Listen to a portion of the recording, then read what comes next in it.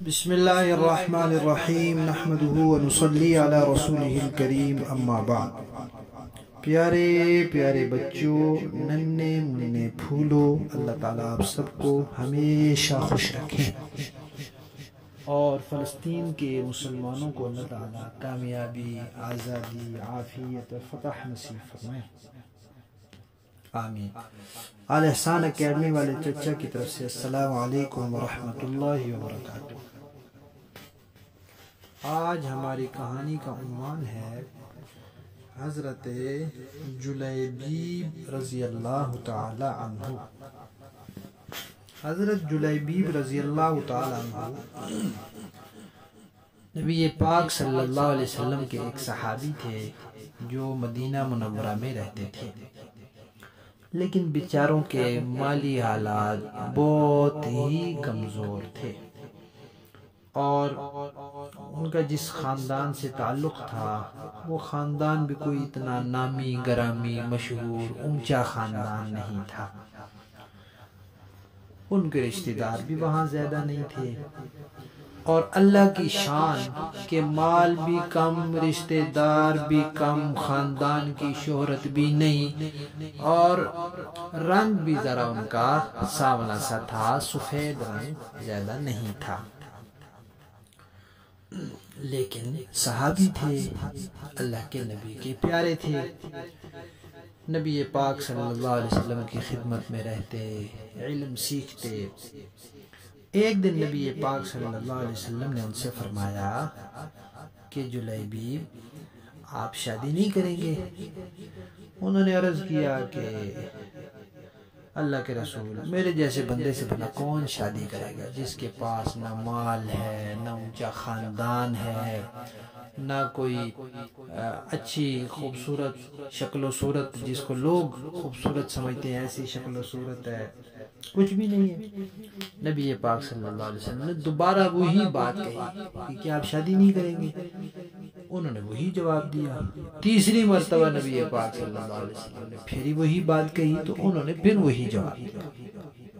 تو حضور نے فرمایا اچھا آپ ایسے کریں کہ آپ مدینہ کے فلاں صحابی، مدینہ میں رہنے والے فلاں صحابی کے گھر جائیں اور ان سے کہیں کہ رسول اللہ صلی اللہ علیہ وسلم آپ کو سلام دے رہے ہیں اور کہہ رہے ہیں کہ آپ اپنی بیٹی سے میری شادی کر دیں۔ اب رسول اللہ کا حکم تھا، وہ چلے گئے، جا کر ان کے گھر پہنچے۔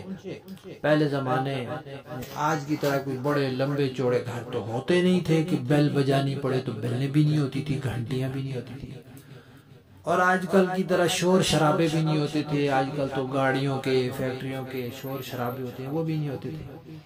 بس گھر کے باہر پہنچ کے بندہ کہتا تھا السلام علیکم تو گھر میں آواز پہنچ جاتی تھی، وہ اندر سے جواب دیتے تھے وعلیکم السلام، پوچھتے تھے کون، پھر باہر آ جاتے تھے۔ تو ایسے ہی ہوا، انہوں نے وہاں جا کے سلام کیا تو انہوں نے کہا جی کون؟ انہوں نے کہا میں جلیبیب ہوں۔ انہوں نے کہا جی ہم تو آپ کو نہیں جانتے۔ وہ آ گئے تو انہوں نے ان سے کہا کہ رسول اللہ صلی اللہ علیہ وسلم نے آپ کو سلام بھیجا ہے۔ وہ بڑے خوش ہوئے کہ رسول اللہ کا سلام آیا آج ہمارے گھر، واہ بھائی واہ، تو مزے ہو گئے، وارے نیارے ہو گئے، خوشی ہی خوشی کی بات ہو گئی کہ رسول اللہ کا سلام آیا ہے۔ پھر انہوں نے کہا کہ رسول اللہ نے یہ بھی فرمایا ہے کہ آپ اپنی بیٹی سے میری شادی کر دیں۔ انہوں نے کہا اچھا میں ان کی امی سے پوچھ لیتا ہوں۔ وہ چلے گئے، ان کی امی سے بات کی۔ اب وہ جو خاتون تھی وہ چونکہ لڑکے کی والدہ تھی اور ماں کو اپنی بیٹیوں کی کتنی زیادہ فکر ہوتی ہے کہ جب وہ اگلے گھر میں جائیں تو ان کو پریشانی نہ ہو، وہ خوش رہیں، ان کو لوگ تانے نہ دیں، ان کے لیے مشکلات نہ ہو، وغیرہ وغیرہ بہت ساری باتیں انہوں نے سوچ رکھی ہوتی ہیں۔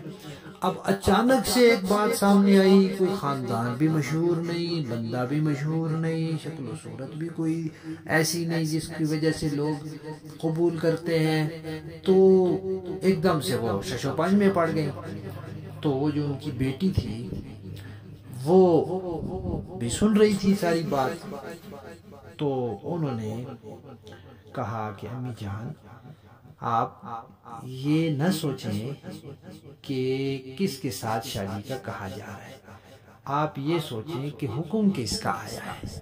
اللہ تعالیٰ نے تو قرآن پاک میں فرمایا ہے کہ جب اللہ اور اس کے رسول کوئی فیصلہ کر دیں تو پھر ایمان والوں نے اس کو ماننا ہوتا ہے۔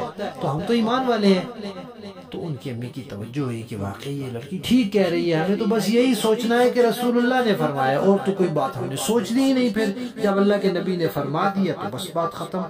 تو وہ صحابی چلے گئے اور جا کے نبی پاک صلی اللہ علیہ وسلم کو عرض کیا کہ جو آپ کا حکم ہم نے وہ مان لیا، آپ کا حکم ہمارے سر آنکھوں پر۔ تو نبی پاک صلی اللہ علیہ وسلم بہت خوش ہوئے، پھر انہوں نے بتایا کہ میری بیٹی نے ایسے کہا ہے۔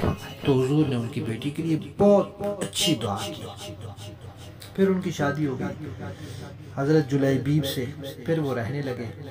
بس نبی پاک صلی اللہ علیہ وسلم کی دعا کی برکت سے تھوڑے ہی دنوں میں ان کے مالی حالات بھی اتنے اچھے ہو گئے کہ کہتے ہیں کہ مدینہ کے جو رہنے والے لوگ تھے نا، ان میں جو لوگ زیادہ مال والے تھے، مال خرچ کرتے تھے اللہ کے راستے میں، ان میں سب سے زیادہ مال خرچ کرنے والے یہ ہو گئے۔ اتنا اللہ تعالیٰ نے ان کو برکت سے نواز دیا۔ اور پیارے بچوں، یہ جو حضرت جلیبیب رضی اللہ تعالیٰ عنہ تھے، ان کی شہادت کیسے ہوئی اور پھر اس کا کیا قصہ ہے، یہ انشاءاللہ ہم کہانی کے دوسرے حصے میں سنیں گے۔ ہماری کہانی حضرت جلیبیب رضی اللہ تعالیٰ عنہ کا پہلا حصہ ختم۔